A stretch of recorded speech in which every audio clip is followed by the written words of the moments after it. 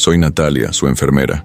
Ella solo intentaba salvar a un paciente moribundo en la habitación 412. El hombre, Sebastián Aguirre, necesitaba una transfusión urgente de un tipo de sangre increíblemente raro, AB negativo. Casualmente, ese era el tipo de sangre de Natalia. Ella donó, salvándole la vida, pero lo que sucedió horas después destrozó su mundo. Un análisis de laboratorio reveló una probabilidad del 99%. El hombre que acababa de salvar era su padre biológico, el mismo padre que la abandonó, el fantasma que su madre se llevó a la tumba. ¿Fue una coincidencia del destino o el inicio de una dolorosa revelación? Ella le dio la sangre que lo salvó. Ahora, él tendrá que darle las respuestas que la atormentaron durante 27 años. Esta es una historia sobre cómo el destino puede sanar o destruir. Si crees en las conexiones que desafían toda lógica, suscríbete para más historias que tocan el alma. Dale like si esta increíble coincidencia te conmovió. Y comparte esto con alguien que necesite recordar que la vida es más extraña que la ficción. El amanecer se colaba tímido entre las persianas del pequeño apartamento en el barrio de Lavapiés, tiñendo de naranja pálido las paredes desnudas que Natalia aún no había decorado. Llevaba casi un año viviendo allí, pero las cajas seguían apiladas en el rincón del salón, como testigos mudos de una vida que no terminaba de asentarse. A sus 27 años, Natalia Moreno era una enfermera ejemplar en el Hospital Universitario La Paz, reconocida por su dedicación incansable y su capacidad casi sobrenatural para conectar con los pacientes más difíciles. Sus compañeros la admiraban, los médicos confiaban en su criterio, y los pacientes la recordaban mucho después de recibir el alta. Pero lo que nadie sabía, lo que Natalia escondía detrás de su sonrisa profesional y su eficiencia impecable, era el vacío que la habitaba desde que tenía memoria. Un vacío con forma de pregunta, con el peso de un nombre que nunca conoció, con el rostro difuminado de un padre que jamás existió en su vida. Su madre, Inés, había sido su único universo, una mujer fuerte, trabajadora, que había levantado sola a su hija con el salario de cajera de supermercado y la dignidad de quien no pide favores. Nunca se quejó, nunca lloró delante de Natalia, nunca mencionó al hombre que la había dejado embarazada. Durante años, Natalia aprendió a no preguntar, aprendió a leer el dolor en los ojos de su madre cada vez que veía a otras niñas con sus padres en el parque. Aprendió que algunas heridas no se tocan porque podrían desangrarse. Así creció, siendo la mejor estudiante, la hija perfecta, la enfermera dedicada, como si cada logro pudiera llenar el hueco, como si cada paciente salvado pudiera responder la pregunta que nunca se atrevió a formular en voz alta: ¿por qué mi padre no me quiso? Cuando Inés murió 6 meses atrás, víctima de un cáncer agresivo que se la llevó en apenas 3 meses, Natalia no solo perdió a su madre, perdió también la última oportunidad de conocer la verdad. Rebuscó entre sus pertenencias con desesperación, buscando alguna pista, alguna carta, alguna fotografía. Encontró solo silencio organizado en cajones impecables. Su madre se había llevado el secreto a la tumba, y Natalia se quedó huérfana no solo de presente, sino también de pasado. El trabajo se convirtió en su refugio. Los turnos dobles, las guardias nocturnas, los casos más complicados.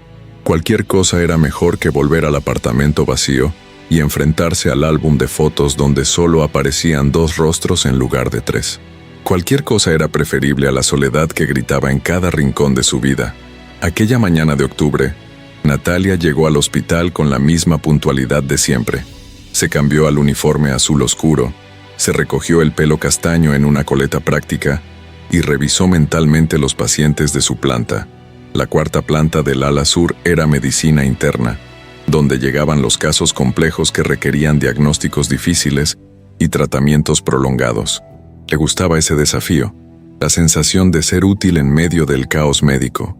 Natalia, necesito que eches un vistazo al paciente de la habitación 412, le dijo Pilar, su compañera de turno, una enfermera veterana de 50 y tantos años con la voz ronca de fumadora arrepentida. Acaba de llegar de urgencias. Sebastián Aguirre, 52 años, insuficiencia renal aguda, posible fallo multiorgánico. Está estable, pero el doctor Navarro quiere monitorización constante. Natalia asintió y tomó la tableta con el historial clínico. Sebastián Aguirre, un nombre como cualquier otro. Entró en la habitación con la profesionalidad que la caracterizaba, preparada para encontrar lo que siempre encontraba. Un ser humano vulnerable necesitando cuidados y, quizás, también algo de humanidad en medio del frío ambiente hospitalario. El hombre yacía en la cama, conectado a un monitor cardíaco y una vía intravenosa. Tenía el rostro demacrado, la piel amarillenta propia de problemas hepáticos, y respiraba con dificultad. Pero cuando abrió los ojos al escuchar sus pasos, Natalia se encontró con una mirada de un color avellana muy particular, casi dorado bajo la luz artificial del cuarto. Una mirada que le resultó extrañamente familiar, aunque no supo por qué. «Buenos días, señor Aguirre. Soy Natalia, su enfermera. Voy a tomarle las constantes y asegurarme de que esté cómodo», dijo con la voz suave que reservaba para los pacientes más graves. El hombre intentó sonreír, pero la debilidad apenas le permitió una mueca. «Gracias», susurró con voz rasposa. No sabía que los ángeles trabajaran en el turno de mañana. Natalia había escuchado muchos intentos de humor de pacientes asustados. Sonrió amablemente mientras le tomaba la presión arterial, revisaba el goteo de la medicación y anotaba los valores en la gráfica. Todo parecía un día normal, un paciente más en una lista interminable, hasta que el doctor Navarro entró con gesto preocupado 3 horas después. «Natalia, el señor Aguirre necesita una transfusión urgente. Su tipo de sangre es AB negativo, y el banco de sangre del hospital está escaso de esa reserva. Tenemos algo, pero no suficiente para lo que probablemente necesitará en los próximos días. Hemos enviado solicitudes a otros hospitales, pero…» Hizo una pausa. «¿Tú conoces tu tipo de sangre?» «AB negativo», respondió ella automáticamente. Era donante regular. Lo había sido desde que cumplió 18 años. Era su forma de devolver algo al mundo, de sentirse menos vacía. Los ojos del doctor se iluminaron. «¿Estarías dispuesta a donar? Sé que es tu paciente y técnicamente no deberías, pero estamos en una situación complicada. Necesitamos ganar tiempo hasta que llegue más reserva». Natalia no lo dudó ni un segundo. Salvaba vidas. Era su vocación. ¿Qué importaba si esta vez lo hacía de forma más directa? 1 hora después, estaba recostada en una camilla del banco de sangre, viendo cómo su sangre fluía por el tubo transparente hacia la bolsa que salvaría a Sebastián Aguirre. Pilar estaba con ella, supervisando el proceso. «Eres una buena persona, Natalia. No muchos harían esto. Es solo sangre, Pilar. Se repone. No hablo de la sangre, hablo del corazón». 3 días después, mientras revisaba el historial actualizado de Sebastián en el ordenador de la estación de enfermería, Natalia vio una nota del laboratorio que le heló la sangre en las venas.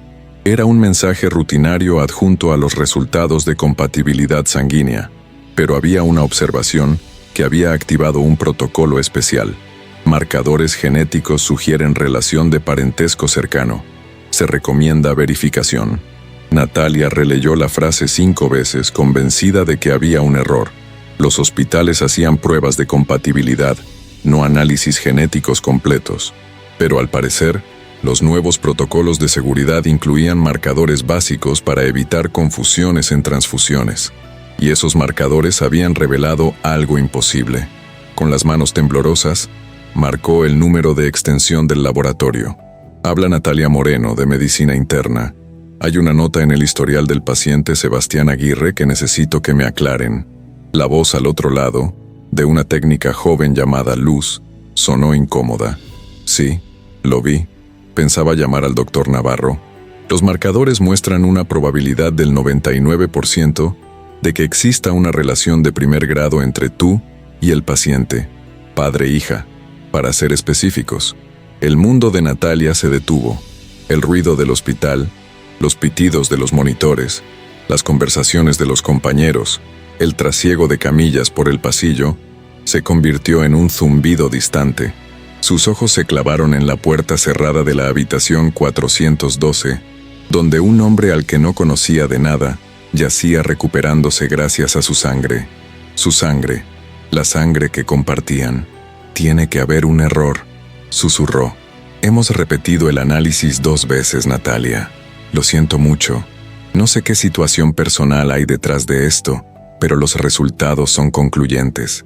Cuando colgó el teléfono, Natalia se quedó inmóvil frente a la pantalla del ordenador, mirando el nombre que ahora cobraba un significado completamente diferente. Sebastián Aguirre, 52 años, residente en Bilbao, soltero, sin hijos registrados en su historial médico, ingresado por insuficiencia renal aguda, derivada de años de diabetes no controlada y cirrosis hepática, y, aparentemente, su padre. Las preguntas se agolparon en su mente como una avalancha. ¿Sabía él de su existencia? ¿Había abandonado a su madre conscientemente o nunca supo que estaba embarazada? ¿Por qué su madre nunca le dijo su nombre? ¿Por qué nunca lo buscó? ¿Qué clase de hombre era? ¿Por qué estaba solo, sin familia, muriéndose en un hospital a 300 kilómetros de su casa? Natalia se levantó como autómata y caminó hacia la habitación 412. Se detuvo frente a la puerta, la mano en el pomo, el corazón martilleándole en el pecho con tanta fuerza que temió que se le saliera. ¿Qué iba a decirle? ¿Qué se le dice a un padre que nunca conociste, que quizás ni siquiera sabe que existes? Abrió la puerta. Sebastián dormitaba, con mejor color que días atrás. La transfusión había funcionado. Su cuerpo respondía al tratamiento. Natalia se acercó despacio, observándolo con una atención completamente diferente. Ahora que sabía, podía ver las similitudes. La forma de la nariz ligeramente respingona, el color de los ojos, la línea de la mandíbula, rasgos que había visto toda su vida en el espejo sin saber de dónde venían.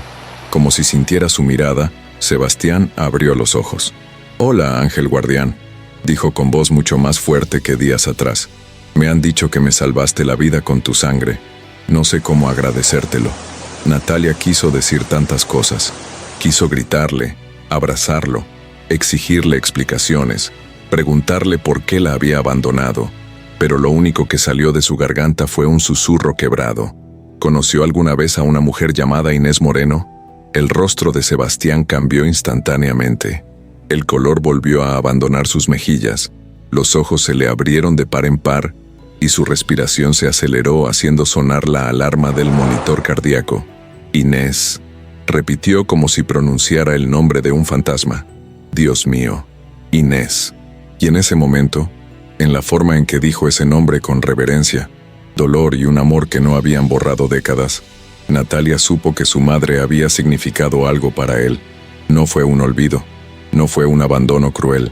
Había una historia que desconocía, una verdad que había muerto con su madre y que ahora este hombre moribundo podía revelar. «Era mi madre», dijo Natalia, y las lágrimas que había contenido durante 27 años empezaron a rodar por sus mejillas. «Y yo soy... El análisis de sangre dice que yo soy...». No pudo terminar la frase. Sebastián alargó una mano temblorosa hacia ella, con los ojos también inundados de lágrimas. «Hija», completó él, con la voz rota. «Eres mi hija». El silencio que siguió a aquellas palabras fue de los que transforman el mundo. Natalia se quedó paralizada junto a la cama, mirando esa mano extendida que le ofrecía algo que había anhelado toda su vida y que ahora no sabía si quería tomar. La rabia, el dolor, la confusión y una esperanza peligrosa se mezclaban en su pecho creando un torbellino que amenazaba con destruirla. «No puede ser», susurró, aunque sabía que era cierto. «No puede ser así, no puede ser tan... casual». Sebastián dejó caer la mano, entendiendo que había un abismo entre ellos que no se cruzaría con un simple gesto. Las lágrimas corrían por su rostro demacrado mientras la miraba con una intensidad que dolía. «¿Cómo está Inés?», preguntó con voz temblorosa. «Por favor, dime que está bien. Todos estos años me he preguntado...».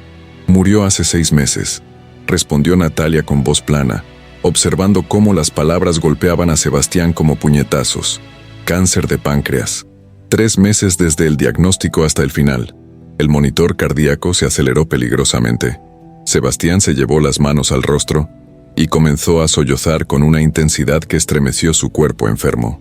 El doctor Navarro entró corriendo, alertado por la alteración de las constantes. «¿Qué está pasando aquí?» «Natalia, sal de la habitación». Ahora. Pero Natalia no podía moverse.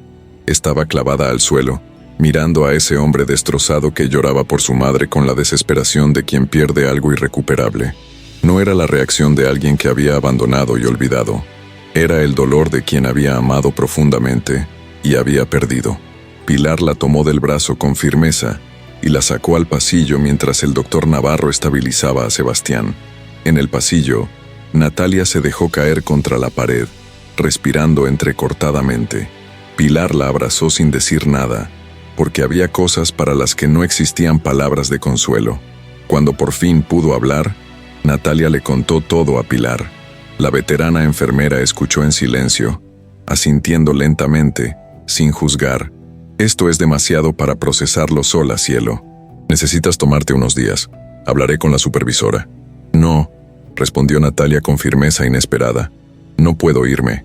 Necesito entender qué pasó. Necesito saber por qué. ¿Y crees que él te lo dirá? Tiene que hacerlo. Me debe al menos eso. Pero no fue tan simple. El doctor Navarro, al conocer la situación, prohibió estrictamente que Natalia siguiera atendiendo a Sebastián. Conflicto de intereses, implicación emocional, riesgo de error médico. Todas razones válidas que dejaban a Natalia fuera de la habitación 412 y sin respuestas. Durante 3 días, observó desde la distancia cómo otros enfermeros entraban y salían de la habitación de su padre. Su padre. La palabra sonaba extraña incluso en su mente. Pilar le pasaba información no oficial. Sebastián había pedido verla múltiples veces. Había intentado levantarse de la cama para buscarla. Se negaba a comer adecuadamente. Estaba hundiéndose de nuevo. Pero ahora no era solo su cuerpo el que fallaba, sino su voluntad de vivir. Dice que necesita hablar contigo antes de morir, le informó Pilar una tarde. Esas fueron sus palabras exactas. Antes de morir, necesito que mi hija sepa la verdad. Natalia pasó esa noche en vela paseando por su apartamento como un animal enjaulado. Había esperado 27 años para saber quién era su padre, y ahora que lo tenía a metros de distancia, las reglas del hospital le impedían acercarse. Pero eran las reglas hospitalarias las únicas que la detenían. ¿O era el miedo? El miedo a escuchar una verdad que podría ser peor que la ignorancia. El miedo a descubrir que su madre había tenido razones para borrar a ese hombre de sus vidas. El miedo a sentir algo por alguien que podría volver a desaparecer. Al 4.º día, cuando su turno terminaba y el sol se ponía sobre Madrid tiñendo el cielo de tonos violáceos, Natalia tomó una decisión. Se cambió de ropa, pero en lugar de irse a casa, esperó a que el turno de noche se asentara y el movimiento del hospital disminuyera. Entonces, caminó con determinación hacia la habitación 412. Sebastián no dormía. Estaba recostado contra las almohadas, mirando por la ventana hacia las luces de la ciudad.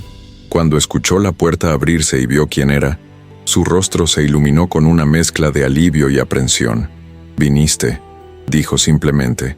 «Necesito saber qué pasó», respondió Natalia, cerrando la puerta tras de sí y quedándose de pie, manteniendo la distancia. «Necesito saber por qué nunca estuviste en mi vida. Necesito saber si sabías que existía». Sebastián asintió lentamente, como si hubiera estado preparando ese momento durante días. «Lo sabía», comenzó, y su voz era clara a pesar de la enfermedad. «Juro por lo más sagrado que no sabía que Inés estaba embarazada. Si lo hubiera sabido, cuéntamelo todo», lo interrumpió Natalia. «Desde el principio». Y Sebastián habló. Habló durante horas, con la voz que a veces se quebraba y otras se llenaba de una nostalgia casi palpable. Le contó de cómo conoció a Inés 28 años atrás, cuando ambos eran jóvenes y el mundo parecía lleno de posibilidades. Él era representante comercial, viajaba constantemente, y en uno de sus viajes a Madrid se hospedó en una pensión modesta donde Inés trabajaba como recepcionista. «Fue amor a primera vista», dijo Sebastián con una sonrisa triste. «Sé que suena a cliché, pero fue así. Inés era luz pura, inteligente, divertida, con una dignidad y una fuerza que me dejaron sin aliento. Empezamos a vernos cada vez que yo venía a Madrid. 3 meses de la relación más intensa y hermosa de mi vida». Natalia escuchaba con el corazón encogido, imaginando a su madre joven, enamorada, feliz, una versión de Inés que nunca había conocido. «¿Entonces qué pasó?», preguntó, aunque temía la respuesta. El rostro de Sebastián se ensombreció. Mi padre enfermó. Cáncer terminal. Mi madre me llamó desesperada. Necesitaba que volviera a Bilbao urgentemente. Le dije a Inés que sería solo unas semanas, que volvería pronto. Pero mi padre tardó 6 meses en morir. 6 meses de agonía en los que mi madre me necesitaba cada minuto, en los que el negocio familiar se desmoronaba, en los que yo apenas podía respirar del peso de las responsabilidades. Hizo una pausa, cerrando los ojos como si el recuerdo todavía doliera décadas después. Llamé a Inés todas las semanas al principio, luego cada 2 semanas. Las llamadas se hicieron más cortas, más tensas. Yo estaba exhausto, agotado emocionalmente, y en lugar de apoyarme en ella, me cerré. La última vez que hablamos, discutimos. Yo le dije cosas horribles, que necesitaba espacio, que no podía con una relación a distancia encima de todo lo demás. Y ella me dijo que lo entendía, que si eso era lo que necesitaba, me dejaría en paz. Las lágrimas corrían por el rostro de Sebastián. Cuando mi padre finalmente murió y conseguí poner orden en el caos que dejó, intenté contactar con Inés. Llamé a la pensión, pero me dijeron que había renunciado y se había mudado sin dejar dirección. Fui a Madrid 3 veces. Busqué por todos lados. Pregunté a todos los que pudieran conocerla. Era como si hubiera desaparecido. Finalmente, un antiguo compañero de trabajo me dijo que Inés había dejado claro que no quería que yo la encontrara, que siguiera con mi vida y la dejara seguir con la suya. Natalia sintió como las piezas comenzaban a encajar. Su madre había descubierto el embarazo justo cuando la relación se rompía. Probablemente intentó decírselo, pero el orgullo, el dolor del rechazo y quizás el miedo a ser una carga la habían frenado. Y luego, cuando él la buscó, Inés había tomado la decisión de seguir adelante sola, de proteger a su hija de un hombre que había demostrado, en el momento más difícil, que no podía comprometerse. «Así que te rendiste», dijo Natalia con amargura. «No me rendí», respondió Sebastián con vehemencia. La busqué durante años. Cada vez que venía a Madrid, que era frecuente por mi trabajo, dedicaba horas a recorrer lugares donde podríamos habernos encontrado. Guardé su foto en mi cartera durante una década. Pero, eventualmente, tuve que aceptar que ella había tomado una decisión, que no me quería en su vida, y respeté eso, aunque me destrozara. Hubo un largo silencio. Natalia procesaba toda esa información, reestructurando mentalmente la narrativa de su vida. Su madre no había sido abandonada por un hombre cruel y desinteresado. Su padre no había sido un monstruo que las dejó a su suerte. Habían sido 2 personas jóvenes que se amaron intensamente y que las circunstancias separaron en el peor momento posible. Y en medio de ese naufragio emocional, su madre había tomado la decisión de protegerla a ella de la incertidumbre, de criar a su hija con lo poco que tenía pero con toda la dignidad del mundo. «¿Por qué nunca te casaste? ¿Por qué no formaste otra familia?», preguntó Natalia. Sebastián sonrió con tristeza. «Lo intenté un par de veces, pero siempre acababa comparándolas con Inés, con lo que habíamos tenido. Nada se acercaba a eso. Al final, me rendí. Me concentré en el trabajo, en viajar, en vivir una vida que parecía llena vista desde fuera pero que estaba completamente vacía. Y cuando mi salud comenzó a fallar hace unos años, me di cuenta de que iba a morir solo, sin haber construido nada que importara realmente, sin haber amado de nuevo como amé a tu madre». Las lágrimas de Natalia finalmente brotaron sin control. Todo ese tiempo había imaginado 1000 escenarios diferentes, pero nunca este. Nunca la posibilidad de que su padre hubiera sido también una víctima de las circunstancias. Alguien que había perdido tanto como ella, quizás más, porque al menos Natalia había tenido a su madre. Sebastián no había tenido a nadie. «¿De verdad no sabías que existía?», susurró. «Te juro por la memoria de Inés que no lo sabía», respondió Sebastián con firmeza. «Si hubiera sabido, hubiera movido cielo y tierra para estar en tu vida. Hubiera...». Su voz se quebró. «He perdido 27 años de conocer a mi hija, 27 años que nunca recuperaré, y ahora que finalmente te encontré, es demasiado tarde. Mi cuerpo se está apagando. Los médicos no me dan más de unos meses, quizás menos». Natalia se llevó las manos al rostro sollozando. La injusticia de todo aquello era abrumadora. Encontrar a su padre solo para perderlo casi de inmediato. Descubrir que había sido amado, que su existencia hubiera sido celebrada, pero que el destino había conspirado para mantenerlos separados. No es justo, dijo entre lágrimas. No es justo que la vida nos haga esto. No, concordó Sebastián. No lo es, pero al menos te encontré antes del final. Al menos puedo morir sabiendo que Inés me dio el regalo más precioso que podría haber imaginado. Al menos puedo decirte lo que nunca pude decirle a tu madre. Lo siento. Siento no haber estado ahí. Siento no haber sido más fuerte cuando ella me necesitaba. Siento que hayas crecido sin un padre. Y siento que el tiempo que nos queda juntos sea tan terriblemente corto. Algo se rompió dentro de Natalia en ese momento. Toda la rabia que había acumulado, todo el resentimiento hacia un padre ausente que resultó nunca haber sido el villano de la historia, se desintegró. Lo que quedó fue un dolor diferente, más puro, el dolor de la pérdida de algo que nunca tuvo oportunidad de florecer. Y junto con ese dolor, una determinación feroz. Entonces aprovechemos el tiempo que tengamos, dijo, secándose las lágrimas y acercándose por primera vez a la cama. No podemos recuperar 27 años, pero podemos hacer que los días que queden importen. Sebastián alargó la mano de nuevo, y esta vez Natalia la tomó. El contacto fue eléctrico, como si algo fundamental en el universo finalmente encajara en su lugar. Padre e hija se miraron, realmente se miraron, y vieron en los ojos del otro el mismo dolor, la misma soledad, el mismo anhelo de conexión que habían cargado separadamente durante tanto tiempo. Cuéntame todo, dijo Sebastián con urgencia. Cuéntame de tu infancia, de tu vida, de quién eres. Quiero saberlo todo. Y Natalia habló. Habló de su niñez en un pequeño apartamento de Carabanchel, de cómo su madre trabajaba dobles turnos, pero siempre encontraba tiempo para ayudarla con los deberes. Habló de su decisión de estudiar enfermería, inspirada por las enfermeras que cuidaron de su abuela materna en sus últimos días. Habló de sus miedos, sus sueños, sus fracasos amorosos porque nunca había aprendido a confiar completamente en alguien. Habló del vacío que había sentido siempre, de las noches en que se preguntaba si su padre pensaba alguna vez en ella, sin saber que su padre ni siquiera sabía que existía.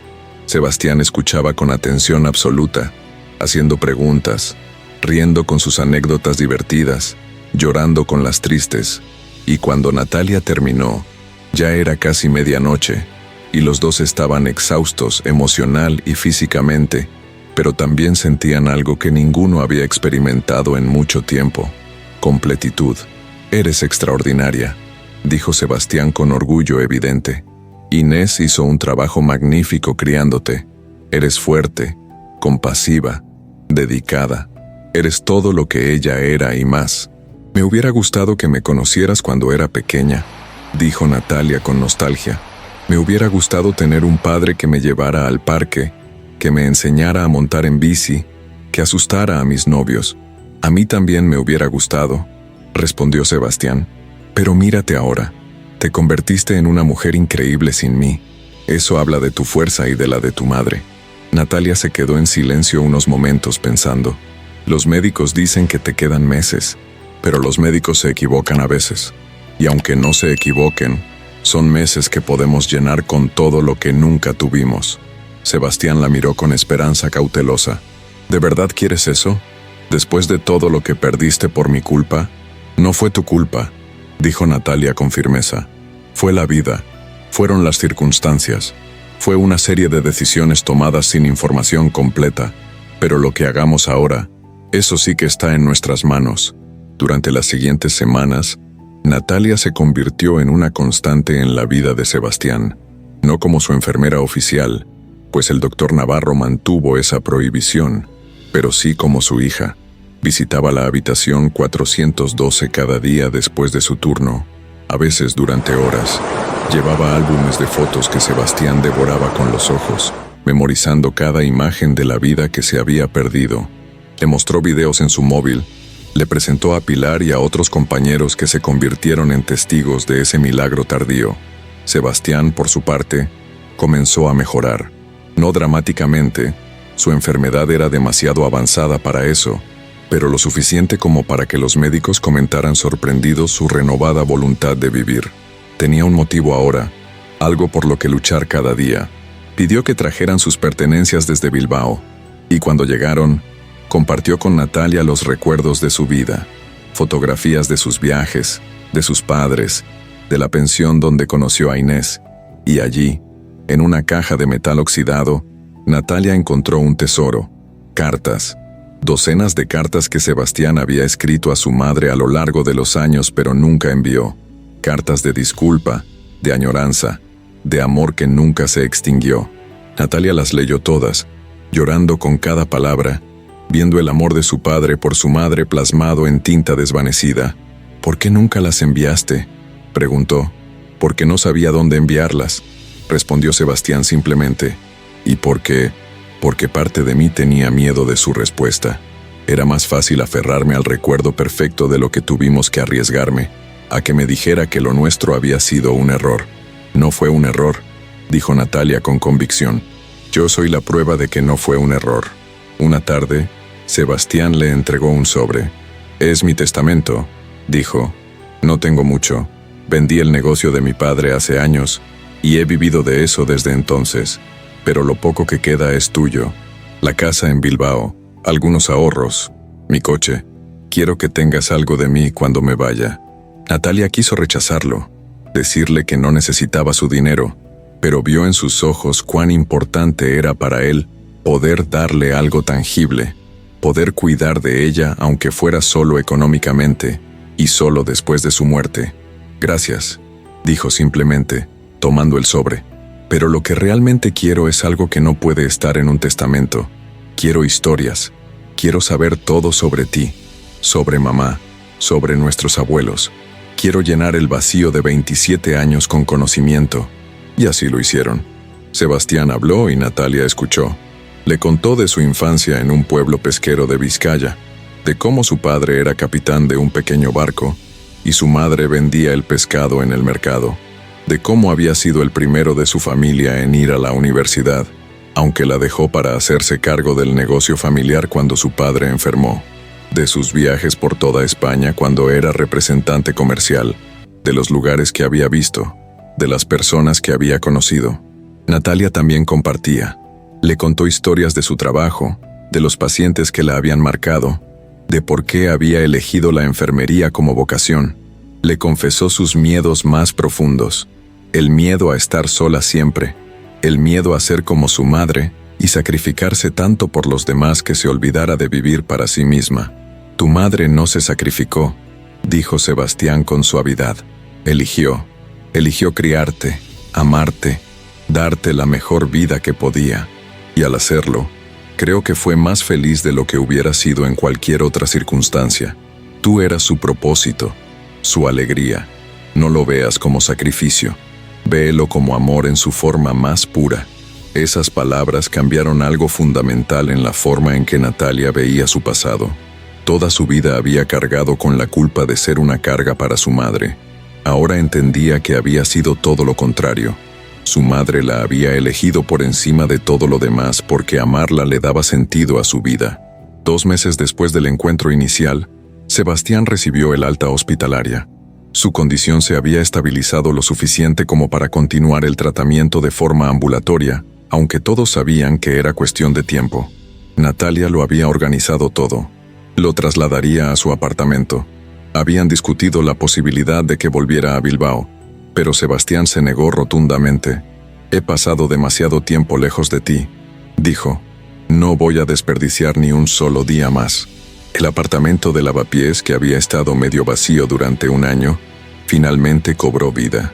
Las cajas se desempacaron, las paredes se decoraron con fotografías de ambos, y por primera vez desde la muerte de su madre, Natalia sintió que tenía un hogar, y no solo un lugar donde dormir. Establecieron rutinas. Natalia trabajaba sus turnos en el hospital, y cuando volvía, encontraba a Sebastián leyendo en el sofá o viendo las noticias. Cenaban juntos, hablaban durante horas, veían películas antiguas que Sebastián amaba y que presentaba a Natalia como si fueran tesoros.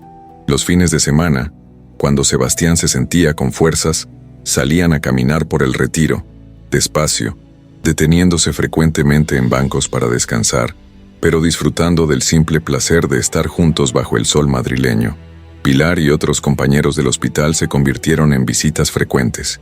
Se maravillaban de la transformación de Natalia, que ahora sonreía con una luz diferente, más completa. Ya no era solo la enfermera dedicada que usaba el trabajo para huir de la soledad. Era una hija que había encontrado a su padre contra todo pronóstico, y estaba decidida a atesorar cada momento. Una tarde de domingo, mientras paseaban por el rastro, Sebastián se detuvo frente a un puesto de antigüedades. Había un reloj de bolsillo de plata, elegante y anacrónico. Mi padre tenía uno igual, dijo con nostalgia. Lo vendí cuando necesitaba dinero para el negocio. Siempre me arrepentí de eso. Natalia lo compró sin que él se diera cuenta y se lo regaló esa noche durante la cena. Para que tengas algo de tu padre contigo, dijo, y para que yo tenga algo para recordarte cuando... No pudo terminar la frase. Sebastián abrió el reloj y con manos temblorosas colocó dentro una pequeña fotografía de Natalia que llevaba en su cartera.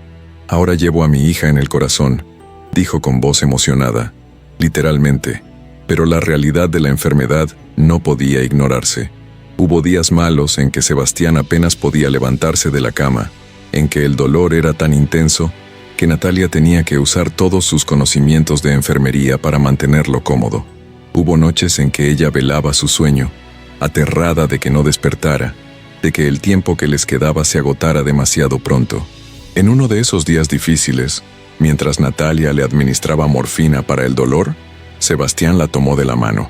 «No tengas miedo cuando llegue el momento», dijo con claridad sorprendente. «He vivido 52 años sintiéndome incompleto, vacío, buscando algo que no sabía qué era. Estos últimos meses contigo han llenado ese vacío. Muero feliz, Natalia. Muero sabiendo que mi vida tuvo un propósito, que ayudé a crear algo hermoso. No hables así», suplicó Natalia con lágrimas. «Todavía tienes tiempo. Los médicos dijeron...» «Los médicos son optimistas profesionales», sonrió Sebastián, «pero yo siento mi cuerpo, sé que queda poco. Y está bien, de verdad está bien, porque tuve estos meses contigo, tuve la oportunidad de conocer a mi hija, de amarla, de decirle todo lo que necesitaba decirle. Mucha gente muere sin eso». Natalia lloró sobre su pecho y él le acarició el cabello como había soñado hacer cuando era niña y tenía pesadillas. «Prométeme algo», dijo Sebastián. «Lo que sea. Prométeme que no vas a desperdiciar tu vida como yo desperdicié la mía. No esperes a que sea demasiado tarde para decirle a la gente que la amas. No tengas miedo de arriesgarte, de ser vulnerable, de construir una familia. Y cuando tengas hijos algún día, cuéntales sobre tu madre, sobre mí, sobre cómo el amor puede trascender el tiempo y las circunstancias. Te lo prometo», susurró Natalia. 3 semanas después, en una mañana fría de diciembre, Sebastián no despertó. Natalia lo encontró en paz, con una leve sonrisa en los labios, el reloj de bolsillo aferrado en su mano. Llamó al hospital, siguió todos los protocolos, pero cuando se llevaron el cuerpo, se permitió finalmente desmoronarse. Lloró por el padre que acababa de perder. Lloró por los 27 años que nunca tuvieron. Lloró por su madre, que nunca supo que el amor de su vida nunca dejó de amarla. Lloró por lo injusto que podía ser el destino, que les había dado apenas unos meses cuando merecían toda una vida. Pero también sintió gratitud. Gratitud por esos meses preciosos. Gratitud por las historias compartidas, por las risas, por las lágrimas, por las cenas simples que fueron infinitamente más valiosas que cualquier cosa material. Gratitud por haber conocido a su padre, por haber sido amada por él, por haber tenido la oportunidad de decir adiós. El funeral fue pequeño. Pilar y algunos compañeros del hospital asistieron, junto con unos pocos conocidos de Sebastián de Bilbao que hicieron el viaje.